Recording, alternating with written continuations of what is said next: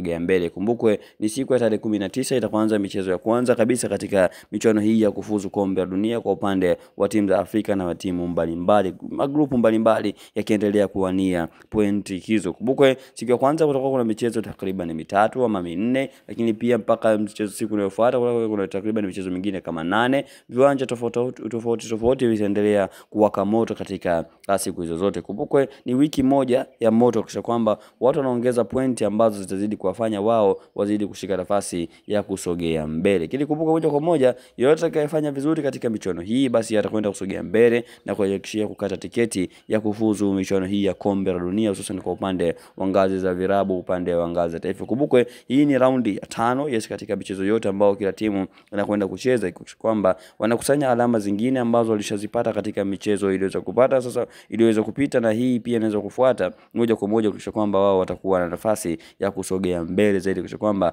wanapata matokeo mazuri. Kumbuka moja kwa moja kila timu inataka matokeo ya ushindi tu. Baada ya michezo hii itabakia michezo kadhaa tu. Michuano hiyo kumbukwe mwakani 2026 michuano ya kombe la dunia itaendelea kulindima, hususan kule katika mataifa ya Mexico, Marekani na mataifa mengine ambayo yameomba moja kwa moja michuano hii ya kombe la dunia iende kupigwa kwa upande wao. Kwa hiyo ninachotakiwa ni sisi hapa tutakuletea taarifa zote ambazo zinahusu hususan michezo hii ya World Cup qualification kwa upande wa CAF group stage, ambapo moja kwa moja kila timu bado ina nafasi ya kufanya vizuri. Nani atakwenda kupita katika hatua hii na nani atakwenda kusalia na kuna kutobaki kukata tiketi, basi moja kwa moja sisi